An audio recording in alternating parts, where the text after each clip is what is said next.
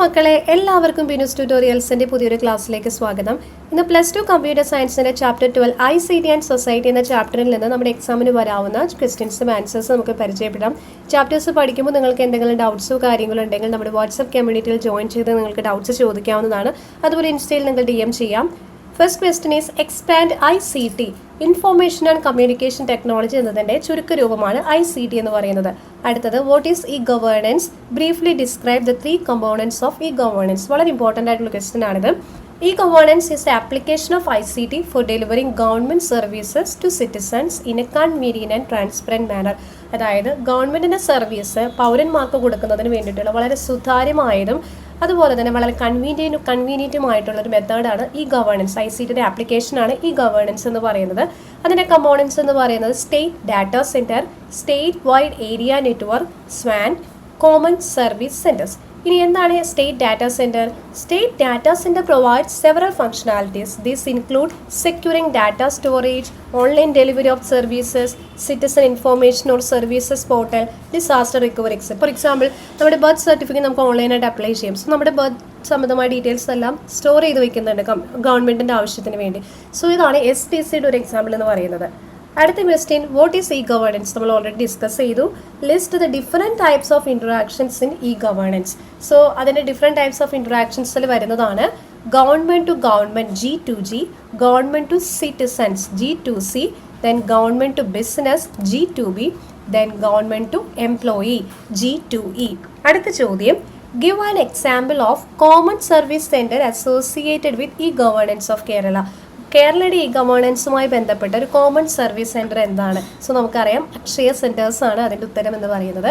അടുത്ത ചോദ്യം, define the term E governance, list any 3 benefits of E governance. So ഇപ്പോൾ തന്നെ നിങ്ങൾക്ക് മനസ്സിലായല്ലോ ഇ ഗവേണൻസ് എന്താണെന്ന് തന്നെ ഒരു 3-4 ചോദ്യങ്ങൾ ആവർത്തിച്ച് കണ്ടു. സോ അത് എന്തായാലും ഇമ്പോർട്ടൻ്റ് ആണ്, നിങ്ങൾ പഠിച്ചിരിക്കുക. ഇനി ബെനിഫിറ്റ്സ് എന്തൊക്കെയാണെന്ന് നമുക്ക് നോക്കാം.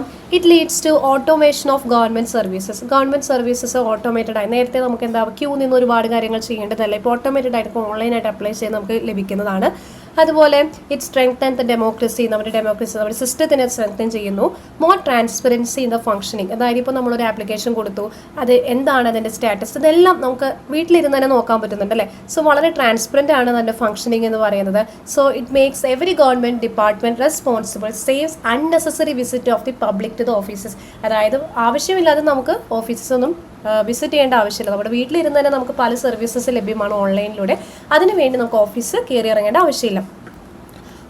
അടുത്തത് ഈ ബിസിനസ് എന്ന ഭാഗത്ത് നിന്ന് നമുക്ക് വരുന്ന ചോദ്യങ്ങളാണ് നമ്മൾ പഠിക്കാൻ പോകുന്നത്.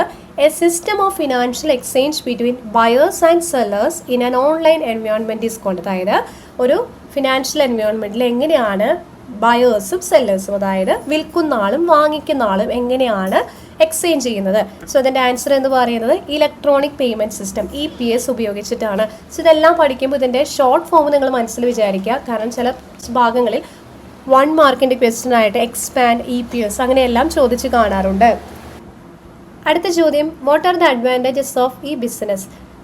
It overcomes geographical limitations. Geographical ലിമിറ്റേഷൻസിനെ അത് ഓവർകം ചെയ്യുന്നു. അതായത് ലോകത്തിൻ്റെ ഏത് ഭാഗത്തു നിന്നും നമുക്കൊരു പ്രൊഡക്റ്റ് പർച്ചേസ് ചെയ്യാനെന്ന് സാധിക്കും.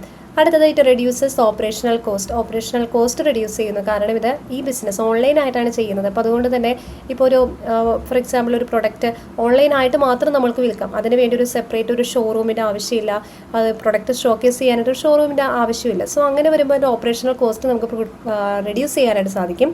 അടുത്തത് minimises travel time and cost. അതായത് ഇപ്പോൾ രാജസ്ഥാനിൽ നിന്ന് നമുക്കൊരു ഡ്രസ്സ് വേണമെങ്കിൽ നമുക്ക് രാജസ്ഥാൻ വരെ പോകേണ്ട ആവശ്യമില്ലല്ലോ. സോ അത് ഓൺലൈനായിട്ട് ലഭ്യമാണെങ്കിൽ നമുക്ക് ഓൺലൈനായിട്ട് ആ പ്രൊഡക്റ്റ് അവിടെ നിന്ന് പർച്ചേസ് ചെയ്യാം. Remains open all time, 24 hours ഇത് ഓപ്പൺ ആണ്. സോ നമുക്ക് ഇഷ്ടമുള്ള സമയത്ത് നമ്മുടെ വീട്ടിലിരുന്ന് തന്നെ നമുക്ക് ഓൺലൈനായിട്ട് പർച്ചേസ് ചെയ്യാം. We can locate the product quicker from A wider range of choices. ഒത്തിരി ചോയ്സസ് ഉണ്ടാകും. അതിൽ നിന്ന് നമുക്ക് ഇഷ്ടമുള്ള പ്രൊഡക്റ്റ് നമുക്ക് ഈസി ആയിട്ട് മൊബൈൽ ഉപയോഗിച്ച് ഈസി ആയിട്ട് ക്വിക്കായിട്ട് ലൊക്കേറ്റ് ചെയ്യാൻ കഴിയും. ഇതെല്ലാമാണ് ഈ ബിസിനസ്സിൻ്റെ അഡ്വാൻറ്റേജസ് എന്ന്. അടുത്തതായിട്ട് ഇ ലേണിംഗ് എന്ന ഭാഗത്ത് നിന്ന് നമ്മുടെ എക്സാമിന് ചോദിക്കാൻ സാധ്യതയുള്ള കുറച്ച് ചോദ്യങ്ങളാണ് നമ്മൾ ഡിസ്കസ് ചെയ്യാൻ പോകുന്നത്. First question, define the term E learning. The use of electronic media and ICT in education is called e-learning. അതായത് ഇലക്ട്രോണിക് മീഡിയ അതുപോലെ തന്നെ ICT ഈ രണ്ടും നമ്മുടെ എഡ്യൂക്കേഷനിൽ യൂസ് ചെയ്യുന്നതിനാണ് ഇ ലേണിംഗ് എന്ന് പറയുന്നത്. Second one, an educational channel of Kerala government is, നമുക്ക് എല്ലാവർക്കും അറിയാം വിക്ടേഴ്സ് ആണ്. നമ്മുടെ കൊറോണ ടൈമിലെല്ലാം നമ്മൾ ഒരുപാട് വിക്ടേഴ്സ് ചാനൽ ഉപയോഗിച്ച് പഠിച്ച കുട്ടികളാണ്. അടുത്ത ചോദ്യം, textual information available in electronic format is called E text. അതായത് ഇപ്പോൾ നമ്മൾ ടെക്സ്റ്റ് ഇലക്ട്രോണിക് ഫോർമാറ്റിൽ അവൈലബിൾ ആയിരിക്കുന്നതിനാണ് ഇ ടെക്സ്റ്റ് എന്ന് പറയുന്നത്. ഇപ്പോൾ സമഗ്ര പോർട്ടലിൽ ചെന്ന് കഴിഞ്ഞാൽ നമ്മുടെ +1 +2 ടെക്സ്റ്റ് ഡിജിറ്റൽ ഫോർമാറ്റിൽ നമുക്ക് ലഭിക്കുന്നതാണ്. അത് ഇ ടെക്സ്റ്റ് ആയിട്ട് വരുന്നു. അടുത്ത ചോദ്യം, list and explain any 3 E learning tools. ഏതെങ്കിലും 3 ഇ ലേണിംഗ് ടൂൾസ് എക്സ്പ്ലെയിൻ ചെയ്യുക. അതിൽ ആദ്യത്തേതാണ്, ഒന്നിലധികം പോയിന്റ്സ് നമ്മൾ എഴുതിയിട്ടുണ്ട്. ഇലക്ട്രോണിക് ബുക്സ് റീഡർ, അതായത് e books. Portable computer devices loaded with digital book content. അതായത് നമുക്ക് കൊണ്ട് നടക്കാൻ പറ്റുന്ന കമ്പ്യൂട്ടർ ഡിവൈസസ് ആണ്. ഡിജിറ്റൽ ബുക്ക് കണ്ടന്റ് ഉള്ള കമ്പ്യൂട്ടർ ഡിവൈസസിനെയാണ് ഇലക്ട്രോണിക് ബുക്ക് റീഡർ അഥവാ ഇ ബുക്സ് എന്ന് പറയുന്നത്. അടുത്തത് ഇ ടെക്സ്റ്റ്, നാം നേരത്തെ ഡിസ്കസ് ചെയ്തതാണ്. Textual information in electronic format. അടുത്തത് online chat, communicating with people at different places. Different പ്ലേസിലുള്ള ആൾക്കാരുമായിട്ട് നമുക്ക് കമ്മ്യൂണിക്കേറ്റ് ചെയ്യുന്നത് അത് ഓൺലൈൻ ചാറ്റാണ്. ഫോർ എക്സാമ്പിൾ വാട്സപ്പ് വഴി നമുക്ക് ഓൺലൈനായിട്ട് എല്ലാവരോടും കമ്മ്യൂണിക്കേറ്റ് ചെയ്യാം. ഈ കണ്ടന്റ്, ഈ learning materials made in different multimedia format. Different multimedia ഫോർമാറ്റിൽ ലഭ്യമാവുന്ന ഈ കണ്ടന്റ്. ഫോർ എക്സാമ്പിൾ ഇപ്പോൾ ഈ യൂട്യൂബിലൂടെ നമ്മുടെ ക്ലാസ് പ്രൊവൈഡ് ചെയ്യുന്നതും ഒരു ഈ കണ്ടന്റ് ആണ് അല്ലേ. അടുത്തത് educational TV channels, telecasting of webcasting channels which are dedicated for the e learning purpose. അതായത് പഠനത്തിന് വേണ്ടി മാത്രമായിട്ട് ഡെഡിക്കേറ്റഡ് ആയിട്ട് യൂസ് ചെയ്യുന്ന എഡ്യൂക്കേഷണൽ TV ചാനൽസ്. അതിനൊരു എക്സാമ്പിൾ ഇവിടെ നൽകിയിട്ടുണ്ട്, വിക്ടേഴ്സ് ചാനൽ. അടുത്ത ചോദ്യം, write any 3 advantages of e learning. So it offers a variety of subjects to a large number of students from distant location. അതായത് നേരത്തെ പറഞ്ഞതുപോലെ തന്നെ ഒത്തിരി subjects, variety of subjects available ആണ്. നമുക്ക് അതിനു വേണ്ടി അടുത്ത് പോയി പഠിക്കേണ്ട ആവശ്യമില്ല. The cost of learning is much lesser.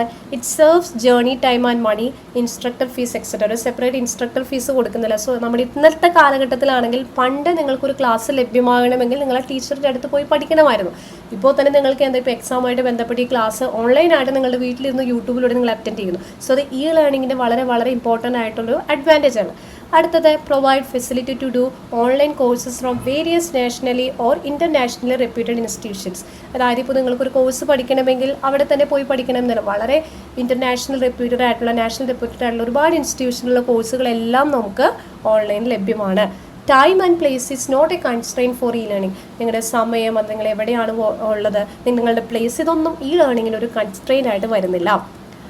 അടുത്തത്, ഇൻ്റലക്ച്വൽ പ്രോപ്പർട്ടി റൈറ്റ് എന്ന ഭാഗത്ത് നിന്ന് നമുക്ക് ചോദിക്കാൻ സാധ്യതയുള്ള ചോദ്യങ്ങൾ കൂടി നമുക്ക് പഠിക്കാം. First question, what is intellectual property right? വളരെ ഇമ്പോർട്ടൻ്റ് ആയിട്ടുള്ള ഒന്നാണിത്.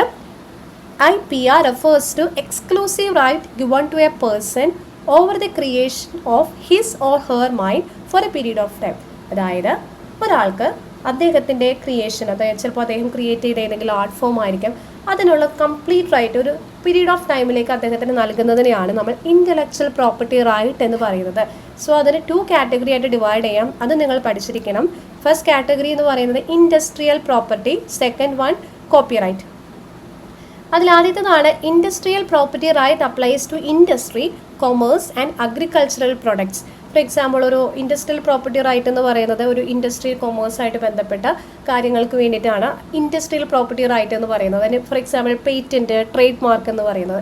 നിങ്ങൾ മറന്നു പോകാതിരിക്കാനായിട്ട് നമുക്കൊരു എക്സാമ്പിൾ പറയാം. കെട്ടിയോളാണ് എൻ്റെ മാലാഖ എന്നൊരു സിനിമയിൽ ആസിഫിൽ അവതരിപ്പിക്കുന്ന കഥാപാത്രം ഒരു പുതിയൊരു കുരുമുളക് കണ്ടുപിടിക്കുന്നത് നിങ്ങൾ ശ്രദ്ധിച്ചിട്ടുണ്ടാവും. സോ അങ്ങനെയുള്ള അദ്ദേഹം കണ്ടുപിടിച്ചൊരു പുതിയൊരു വെറൈറ്റിയാണ്, ഒരു അഗ്രികൾച്ചർ പ്രൊഡക്റ്റാണ്. സോ അദ്ദേഹത്തിൻ്റെ ആയിട്ടൊരു പേറ്റൻറ്റ് അല്ലെങ്കിൽ ട്രേഡ് മാർക്ക് അതിന് വേണ്ടി പേറ്റൻറ്റ് ലഭിക്കുന്നുണ്ട്. സോ അതുപോലെ തന്നെ നമ്മൾ കണ്ടുപിടിക്കുന്ന വ്യക്തികൾക്കൊരു പേറ്റൻറ്റ് ലഭിക്കും. മറ്റൊരാളുടെ പേരിൽ അത് അറിയപ്പെടാതിരിക്കാൻ വേണ്ടിയിട്ടാണ് അങ്ങനെ ഉപയോഗിക്കുന്നത്. സോ ഇത് നിങ്ങൾ നാളെ എക്സാമിന് അത് പെട്ടെന്ന് മറക്കാതിരിക്കാൻ വേണ്ടി ഒന്ന് കണക്ട് ചെയ്ത് പഠിക്കാനായിട്ട് പറഞ്ഞതാണ്. അടുത്തത്, copyright applies to a wide range of creative, intellectual or artistic form of work. അതിനെയാണ് നമ്മൾ കോപ്പിറൈറ്റ് എന്ന് പറയുന്നത്. ഫോർ എക്സാമ്പിൾ, ഇപ്പോൾ യൂട്യൂബിൽ ഈ ഒരു കണ്ടന്റ് എന്ന് പറയുന്നത്, ഇപ്പം പിന്യൂസ് മലയാളം ട്യൂട്ടോറിയൽസിൽ ഞാൻ അപ്ലോഡ് ചെയ്യുന്ന കണ്ടന്റ് എനിക്ക് അവകാശപ്പെട്ടതാണ്. സോ മറ്റൊരാളെ എൻ്റെ അനുവാദമില്ലാതെ അത് റീപ്രൊഡ്യൂസ് ചെയ്യുന്നത് കോപ്പിറൈറ്റിന് എതിരാണ്. മനസ്സിലായല്ലോ?